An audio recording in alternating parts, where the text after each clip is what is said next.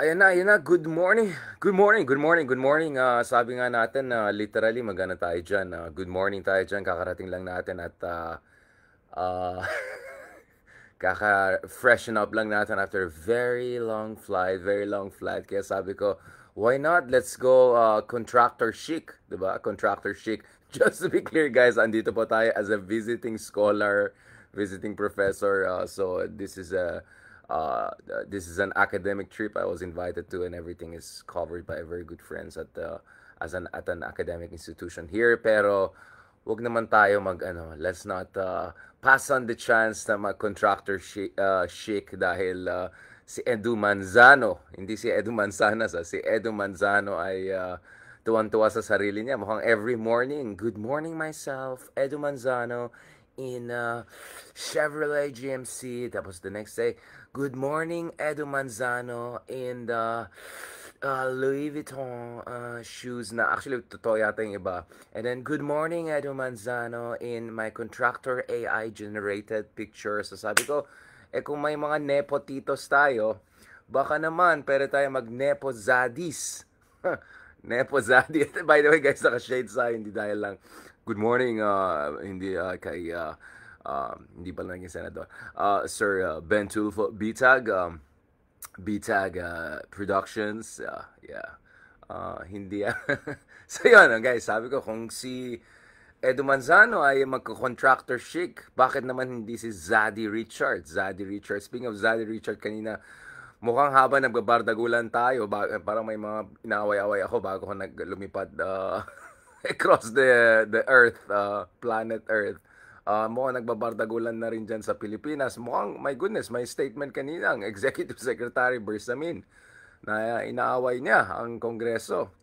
Ano ba naman to? Kay horror, nag-aaway-away na lahat at saka bago tayo umalis, nakita natin nag-rally-rally ng mga tao doon sa bahay ng mga Diskaya. Mansiones Diskaya. Pansin ko ang ganda ng kalidad pala nung mansion nila, no? Kahit anong tapon ng tao, mga hindi nasisira. So, ibig sabihin pala guys, magandang kalidad ng bahay nila. So, yun pala, kaya pala nila gumawa ng magandang bahay,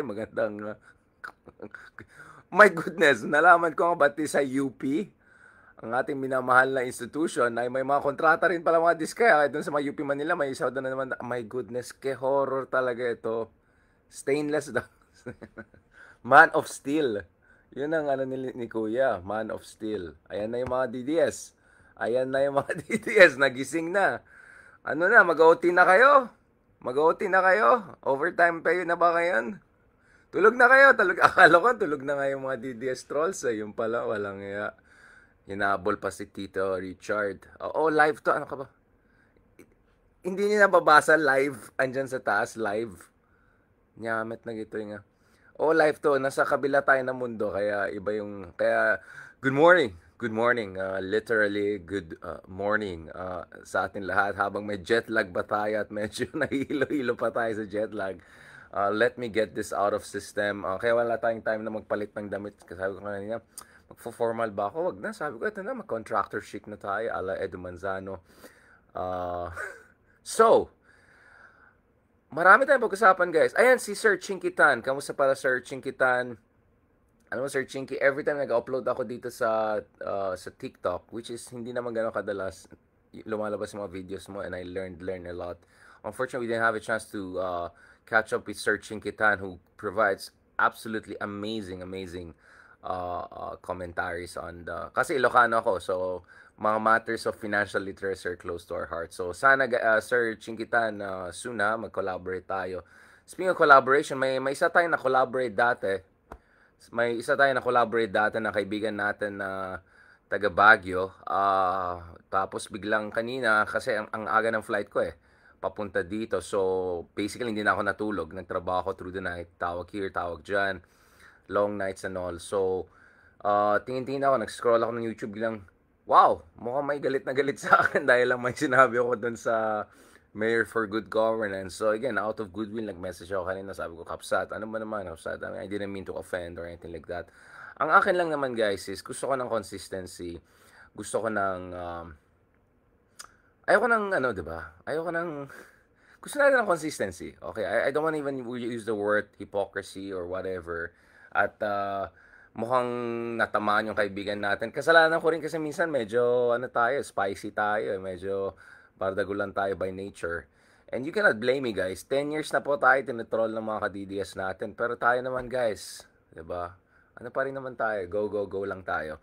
But so, I felt siguro medyo naging masyadong spicy yung sinabi natin. Kaya nag-message ako bago ako lumipat. Nag-reply naman yung kaibigan natin. Ako naman, I don't care ka, DDS ka, kakamping ka, ka-loyalist ka, whatever ka. You know, sometimes we're gonna have agreements, sometimes we're gonna have disagreements. Ako naman, gentleman din naman tayo, mag-agree or disagree. So, I hope, you know, things will resolve things out there. But, ang akin lang naman, just to clarify guys, ayoko kasi ng hypocrisy, ayoko ng inconsistency. Gusto ko kasi sisiguraduhin natin na meron talaga tayong maayos na pag-intindi dito sa mga problema ng ating bansa.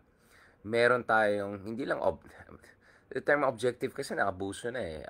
Kung maniwala tayo kay Senator Cayetano, ang objective pala, ibig sabihin, ano lang,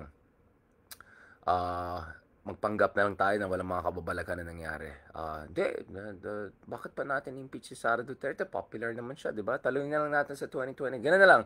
Ang idea ng mga ka-DDS natin ng mga senador ay, ang objective ay ibig sabihin will be quiet in face of direct assault on our rule of law, integrity of our institution. What can we expect naman dun sa mga iba dyan na running mate pa nga ni Digong yung isa. So, please lang bago mag-lecture sa akin about objectivity at ano yung trabaho ng isang analyst, ayos-ayusin muna yung trabaho nyo, ha? Kung senator judge kayo, ayos-ayusin nyo yan, ha? At doon sa mga sa mga kaibigan natin sa Senado, pag mag-hearings kayo, ukol sa mga corruption, siguraduhin nyo na pag si Tito Soto ay may magandang tanong, biglang may magandang tanong si Tito Soto, sabi niya, wait, di ba appointed ka ng panahon ni Digong? Ay, biglang wag mo naman i-cut, di ba? Wag mo naman i-cut. Gayahin natin yung isang henyong senador, si Bato, si Pebbles, ay sorry, si Bato. Yung sinabi ni Bato, ma'am, make sure ha, what date again, sabi niya. 2016 po, talaga nagsimula kami ng malalaking mga proyekto. Hindi, you are under oath, you have to say it. 2016 talaga, 2016 talaga. So, wala nang balikan dyan. And speaking of that, actually, that completely tracks, guys, dito sa mga numbers na meron tayo. Because if you look at the PCIJ study, 2018 and onwards, kaya nga sabi ko, ayoko ng hipokrito eh. Wag kang magmamaganda na vlogger ka or public by the way, hindi ako political analyst. I do political science and I do social science and I'm technically a public intellectual. Kaya in-invite tayo all around the world to give talks to everyone, everything. Hindi tayo nagmamagaling, hindi tayo nagmamarunong. Baka naman marunong tayo ng konti, kaya inimbita tayo all around the world. Harvard, Stanford, top universities here, Europe, etc. And yes, I will be having a stint in, I would say the world's #1 university, or oldest university soon. So thank God sa lahat yan. Because we do our assignment. We try to be as objective as possible. Speaking of objectivity, guys, ang point ko lang naman is, you know, I completely support Mayor Magalong, our good mayor in Baguio, our family friend. I support him during elections, etc. But at the same time, I'm objective. Kaya sabi ko, let's look at the facts of the case. And ako, in fairness talaga kay Mayor Magalong, he has consistently called out corruption. Off the record, on the record, I've talked to him. He has been complaining about corruption. He has been encouraging the younger generation to go. If yung mga kaibigan natin si attorney gusto tumakbo, go ahead, do it. Because gusto ko naman talaga tuloy-tuloy yung legacy ni Mayor Magalong. He's not perfect. Obviously, Baguio has a lot of problems. But I love Baguio and I'm proud of Baguio and I'm proud na wala tayong mga dynasties sa Baguio. And sana tuloy-tuloy lang itong mga reforma. Ang akin lang naman, sana katulad ng sinabi ni Senator Lacson, you know, we go across different administration. Let's look at the flood control projects during Aquino administration, Digong administration, Marcos administration. Kasi as we speak, guys, lahat nagpipingpong eh. Lahat nagmamagaling eh. Lahat nagmamaganda eh. Lahat nagwe-weaponize eh. Diba? Ay, wala kaming... Kaya, literally kanina, yung si Executive Secretary sa sinabi niya, wag niyo kami attacking sa executive, kayo nagmamali sa Kongreso, tapos yung Senado, by the way, sa Senado, diba? Doon sa Senado, kamusta naman? Kamusta naman sa Senado, diba? If we were to follow law, at least one senator there might be on the line for being perpetually disqualified from office kasi tumanggap siya allegedly ng tens of millions of pesos from contractors. Bawal po yan, bawal po yan. Wala akong pake kung ginastos mo yan or hindi. Bawal po yan. Very clear yan. So let's see, hopefully Comelec will move in the right direction there. Binaboy na talaga yung sistema natin. Now, going back to this guys, let me explain a couple of things now. So una-una gusto ko, you know, when you say objective, it has to be just beyond one administration or one branch of the state. So it's both horizontal, it's both you know, vertical and horizontal. Horizontal meaning across time and space, right? So Duterte admin, Aquino admin at least, and Marcos admin. Kasi dito natin nakita talaga lumobo itong mga flood control projects. If you have data that shows me tremendous din yung amount of flood control projects ni I don't know, Arroyo or ERAP, let's go ahead. Kaso ang pagkaalam natin, base dun sa interview natin with Justice Carpio about the ombudsman, because soon we're gonna have a new ombudsman, I think 10 to 15 years, usually ang pinatitignan ng mga alleged krimen at anomalya ng ombudsman. So, clearly we're talking about siguro 3 administration here. So, that's the horizontal objectivity I'm talking about. But we also have to have vertical objectivity. At vertical objectivity means hindi lang isang branch.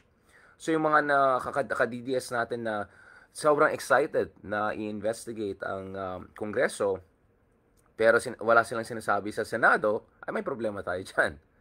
Kung meron tayong mga reports or meron tayong ano, di ba? Meron tayong mga ebidensya na may mga senador dyan na nag-benefit sa mga contractors or may mga senador dyan na gumawa na kung anong insertions, then we also have to call them out. Kung may ginawang mali ang Malacanang, we have to call them out. So, ang point ko is you have to have both horizontal objectivity and accountability across different administration, but also have vertical, you know, from lower house to upper house, to, from LGU level, all the way up to Malacanang, and that has to be consistent, guys. That has to be consistent. So, I don't know what on earth makes yung mga ibang ka-DDS natin na galit sa atin when all I say is, why not look across different administration? That's what I always say. Look across different administration. Look at Aquino administration. If people bother to check, actually ako, I put our good friend, hindi si Edo Manzano, pero Edo Manzanas, Secretary Llamas, I put him on the spot. Sabi ko, kamusta naman yung administration, no? Kamusta yung flood control project ni Secretary Singson? I criticized the Aquino administration on the record. I don't know dun sa mga iba ng Johnny Come Latest, pero 2010, 2011, 2012 pa lang, may mga sinusulat na tayo, may sinasabi na tayo. Hindi naman ako ganun kakatanda. But in my early 20s already, I was starting writing books and writing articles, especially for Huffington Post, next thing New York Times, Foreign Affairs, etc. The rest is history. And then biglang nag-vlogger tayo. Para lang to get the message across. But, ang point ko is, Aquino time pa lang, kinikriticize natin ang Aquino administration. Let me show you this interesting article I wrote. I'm particularly proud of this article because, you know, isa sa mga pangarap ko when I was a kid was, you know, to be able to get my ideas to the most influential magazines and publications out there. And Foreign Affairs magazine, guys, is the most influential, arguably, magazine that discusses matters of national security, foreign policy. You know, presidents of the United States, prime ministers around the world read that. And napansin ko, the last Filipino had written for the Foreign Affairs magazine was Ninoy Aquino, right? About the failures of the Philippines, why the Philippines has failed. And I said, wait lang, I want to write also for them. So, noong 2014, when I had an opportunity, I pitched an article and we got it through. And actually, the article's title is Noynoy Stumbles. I'm trying to get this out. And sa pagkalam ko, hindi natuwa si Pinoy doon. Sa pagkalam ko, marami sa mga Aquino administration na hindi natuwa doon. Later on, I had a 30-40 minutes phone conversation with President Aquino, and we had back and forth on a couple of issues. You know, I think he was a good man. He was not corrupt. Hindi siya engaged sa mass atrocities. So, completely incomparable to some of the other horrible leaders we have had. But he was far from perfect. And I had very serious disagreements and you know, serious criticisms of the Aquino administration. If you look at my writing on Mama Sapano, I was very, very critical of what happened during the Mama Sapano administration. And relevant to our discussion today, I was also very, very critical of the lack of really big fish. Well, there was the PDAF. There were a couple of senators who were convicted. But there were also accusations of abuse in the administration mismo. May dalawang letter A dyan na secretaries were accused of anomalies, etc. I didn't see, to be honest, any serious effort by the president, then president, to investigate these people. Ayan yung mga ka-DDS natin na tabad. O yan, may isa ka pa yung tabad. Parang insulto pa kayo sa akin, akala nyo. As if naman. Guys, sana naman mag-level up kayo. If you wanna disagree with me, come up with the good stuff. If you're just gonna say some, tabad stuff, whatever, it just means na hanggang dyan lang kayo. Mag-improve naman kayo. Mag-level up naman kayo, guys. Diba? Medyo mag-level up naman tayo. Sorry, I'm just trying to pull this out. Because I want people to see that actually, this is what a real public intellectual, public educator does. Across administrations, you call for accountability. Pikon na pikon yung mga ibang DDS sa atin, tawag nila sa atin is, Haydarian Grok. Kasi, dun sa mga tamad, or worse, na ayaw mag-research, sabi ko, okay, Grok, ano bang sinabi ni Richard Haydarian about different administration? Lalabas lahat ng mga sinulat natin. Hindi siya 100% accurate, may mga misang sablay here and there, but more or less it gives you links and all of that. So you can check that even during the Aquino administration, guys, consistently, we talked about a lot of yung mga shortcomings na administration na yan. So please lang, don't give me this nonsense about, oh, Richard, pro this, pro that. No, I'm against incompetence. I'm against epal. I'm against hypocrisy. I'm against yung mga Johnny Camblatis na biglang nagmamagaling at feeling kung sino, di ba? That is what we're against, guys. And accordingly, lumabas ka kasi. Humina yata yung internet natin dito. Ano ba yan? No, but that's my point. Andyan lahat ng resibo. Kaya nga, nung inasar tayo, si Richard, konti lang views niyan, ganyan. First of all, it's not like habol natin yung number of views. Ayoko rin na mag-pandering. Andali magkaroon na maraming following kung kulto naman yung pinapander mo. But I'm sorry, yung Facebook lang natin, isang page lang natin, what? 50-60 million a month ang views natin.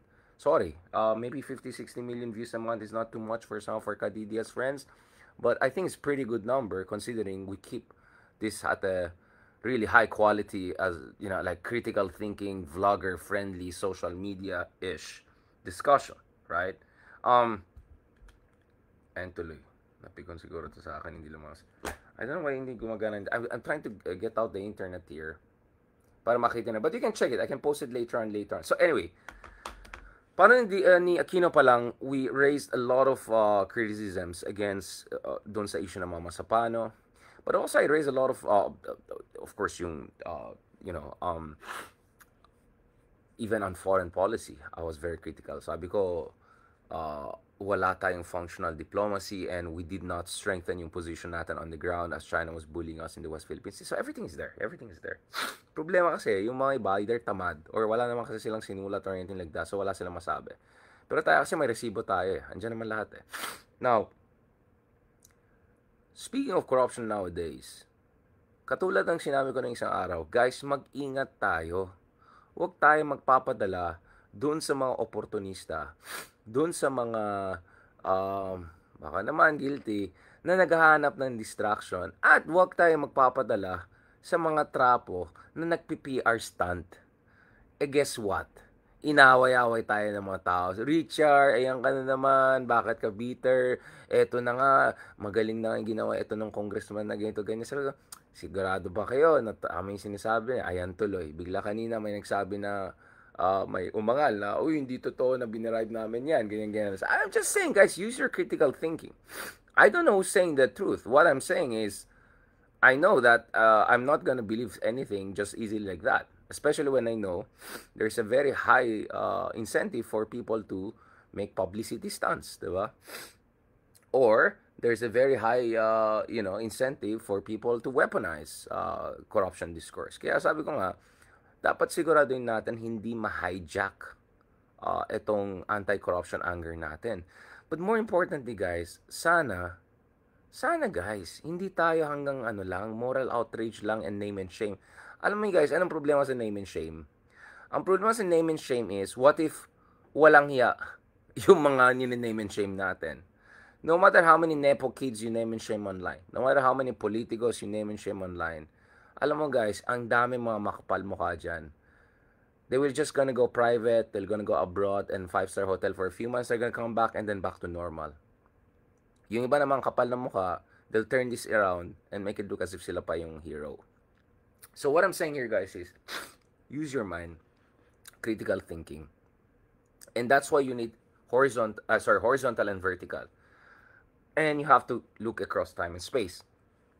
Kaya kanina, katulad ng pinost natin dito, if you look at the reports, actually, the disguise themselves, umamin sila, na nagsimula itong mga flood control projects na, yeah, matagal na sila dito sa mga negosyo na yan, pero talagang flood control projects, nagsimula talaga Digong administration yan eh. And you can research it yourself. Which companies were the top beneficiaries of big contracts during the build, flood control shenanigans of the previous administration? Now, there's nothing biased with saying that. I'm just saying, gamitin yung utak nyo at saka mag-research kayo. Now, does that mean magbulag-bulagan tayo sa mga kababalagan na nangyari ngayon? Of course not. Of course not. Ang ibig sabihin lang yan, huwag kang selective. Huwag kang magmamagaling na galit ka sa corruption ngayon and then kakalimutan mo yung corruption 3 years ago, 4 years ago, 5 years ago. At huwag kang hipokrito. Pag sinuporta mo yung unit team at yung pagbalik ng mga Marcoses sa Malacanang, you supported yung burial ng remains of a former dictator with massive human rights violation in the Cemetery of National Heroes. If you supported the Marcoses all this time when it was politically convenient and then ngayon mag-people power ka, mag-anti-Marcos ka, ay hipokrito ka, umayos ka. Umayos ka talaga, 'di ba? So ako, consistent ako. I criticize BBM, I criticize Marcos Sr., I criticize Aquino, I criticize Duterte. Pero hindi ko na kasalanan na mas maraming kapalpakan si Duterte. Hindi ko kasalanan na na-ICC Duterte, na archive na siya dyan dahil sa marami siyang mga human rights violations. Hindi ko kasalanan yan. Or allegedly human rights violation. But of course, I think anyone using their brain knows how bad things were in terms of EJK back in the day. Now, I'm saying also in terms of corruption, right? In terms of corruption, tignan natin, kailan nagsimula itong mga malalaking flood control projects na yan? Even if it's true, or even if it were true, na ang laki ng flood control spending ng Marcos administration, alam naman natin hindi naman sa zero nagsimula yan eh. Etong kalakaran na yan ay matagal na eh. Etong mga contractor na yumayaman, kumakapal ng mukha, itong mga nepo kids na gumaganda yung kanilang buhay, lifestyle. Tingnan mo yung mga Instagram accounts nila. Tingnan mo yung mga flex nila. Hindi ito nagsimula last year lang. Matagal na nagsimula yan. That's why I'm saying we have to go across different administrations, guys. So, I'm sorry. I'm sorry kung nasasaktan yung feelings ng ibang tao dahil alam mo yan, nakakabulag kasi ang ang political partisanship eh, right? Wala naman perfectly objective sa atin lahat, pero we have to be facts-based, and the facts are absolutely clear. The flood control project shenanigans did not start last year. It started a long time ago. And sila Diskaya mismo ang nagsabi, right, na 2016 sila nagsimula kumuha ng itong mga malalaking flood control projects. So what I'm saying here, guys, is the first thing we should do as concerned citizens is huwag tayong magpapadala sa mga politiko ay na either nagpapapogi, either nagpalusot, or worse, wina-weaponize ito para tirahin yung kalaban nila para sila naman makalusot. No, hindi tayo dapat papayag dyan. Gamitin natin ang utak natin. Maging critical thinkers tayo. Yun po yung sinasabi natin dito. So, wag naman sana masasaktan yung ibang tao dahil lang nabubuking yung kanilang amo or idolo. Dahil dapat wala tayong idolo. Ako wala akong pake. Whereas Aquino, Marcos, Duterte, let's go criticize them all. Malalaman mo isang vlogger or isang ay talagang hindi totoong objective, hindi legit. Kung purong lang ginagawa to cover up for one administrator. Ako, go ahead. I've written on all. I've criticized Marcos, I've criticized the Marcos Sr., Marcos Jr., Aquino, etc. Pero di ko kasalanan talaga na pinakapalpak talaga si Digong. Hindi ko kasalanan na pinakamaraming mga kalokohan nangyari nung sa panahon ng isang presidente rather than the other. So when you say objective, it doesn't mean na I have 5 criticism of President X and then 5 criticism of President Y. And what if twice mas incompetent yung President X kaysa President Y? then obviously, twice ang maging criticism mo dun sa isang presidente compared sa isang presidente. That's not bias. That's actually facts-based, objective critic. Right? Yun pong ginagawa natin. So yeah, wag natin kalimutan yung Duterte legacy when it comes to anti-corruption. I mean, come on guys. Huwag tayong magpapaloko dito. Alright? At the same time guys, wag naman tayo hanggang ano na lang, hanggang name and shame lang. Walang hiya man, shameless yung mga politician na yan Pressure natin lahat, pressure natin yung darating na ombudsman to do their job. Push natin na magkaroon ng isang Independent People's Commission, maybe led by Heidi Mendoza. People have been consistent throughout the time to investigate these things. Gawin natin lahat yan, guys. Push natin lahat yan. Huwag tayo magpapadala lang sa anger. Ang tagal na yung anger na yan 2012 pa lang, 2013 pa lang, galit na tayo dun sa PDAF corruption in Napoles. 10 billion pesos yun ngayon, $10 billion na sigurong nasayang dito sa mga ghost projects at saka mga palpak na flood control projects. So, huwag tayo magpapadala guys sa news cycles lang or emotional cycles. Dapat consistent tayo and push tayo ng push. Diba? Yun ang sinasabi ko, guys. Yun ang sinasabi natin. Alright? Wala akong pake kung sinong president. Pag pinakita ng datos na yung mga Diskaya, for instance, ay nagsimula sa ganitong admin, then tirayan natin yan. Bakit ito lang ngayon? Latest lang. Diba? At the same time, huwag tayo magpapaloko. Alam natin itong mga ibang contractors na yan, mga district engineer na yan, hindi naman maging ganong kakapal ang mukha kung wala silang mga suporta galing sa mga malalaking politiko. So, connect the dots. Gamitin ang utak nyo. Critical thinking. Yun pong dapat gagawin natin, guys. Yan ang consistent analysis. So, go ahead and criticize me all you want. But I'm sorry. You're entitled to your opinion but not to your facts. And we talk about facts here. We are facts-based analysis here. Now, hindi ko na kasalanan kung nasasaktan yung feelings nyo. Baka naman yung feelings nyo kasi ay base sa maling pag-intindi ng politika, pag-intindi ng demokrasya, pag-intindi ng interes ng ating bayan, at baka base yan sa disinformation and fake news. At kasyungaan ng mga fake news peddlers ng mga alam natin, di ba? Anyways guys, thank you very much for that. Just to be clear, ano lang yan. Ito yung version ko ng Edu Manzano. Thank you very much for joining us for this latest episode ng itong wonderful episode, beautiful episode, amazing episode.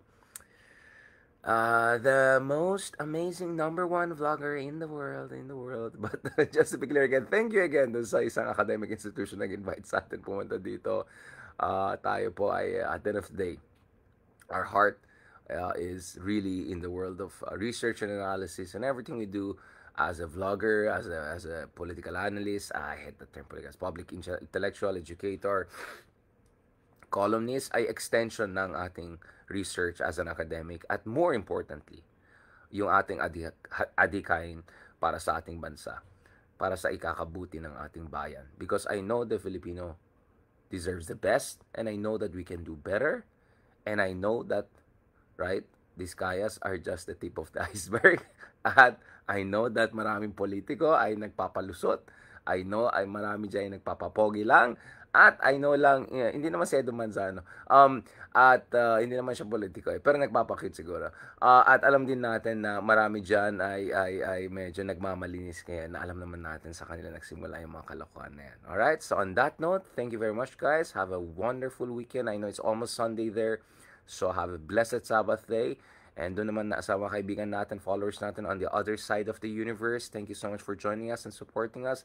As I said, we're not here for the numbers, viewers and all. We have our own legit ways to live a decent middle class life.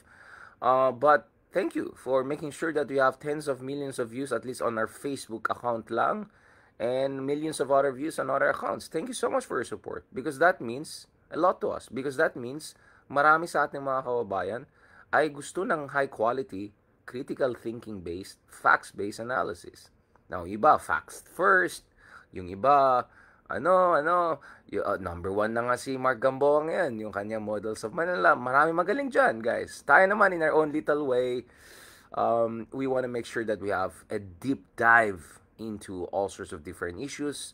And of course, unlike yung ating lectures in different universities, my TED Talks, unlike my interviews on, I don't know, CNN, BBC, whatever. What we do also here, what we do naman dito sa vlogging natin is a much more relatable, bardagulan, informal kind of discussion. And again, just to end on this note, if may mga nasaktan dyan, because unintentionally I said something na medyo, ano lang, alam mo naman, minsan spicy lang tayo, pasensya na lang. I didn't mean to offend anyone.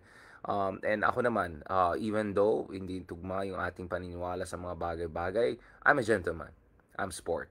I'm willing to agree to disagree, and I'm willing to keep communication channels open even if we may be on different sides of the political spectrum. Because you never know, one day baka maging aliado ulit tayo, because if for some reason, you know,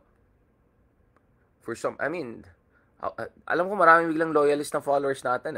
Kahit alam nila, critical ako sa mga Marcoses. Because nakikita nila, tama yung mga sinasabi ko sa mga Dutertes ngayon. Biglang ngayon namulat sila. So you never know eh. You never know.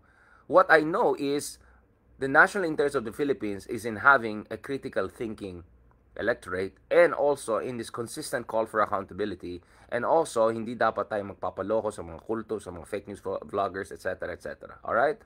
At tuloy-tuloy ang laban. On that note, thank you very much. God bless, and please don't forget to follow us on different channels. Richard Foro on the Haydarian, dyan sa ating Facebook channel.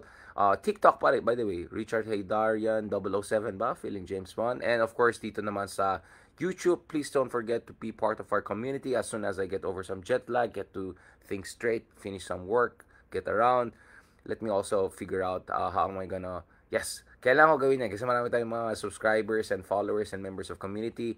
Wala tayong Patreon, so really appreciate it, guys, if you not only subscribe to our community on YouTube, but be part of the community, be a member of that. Alright?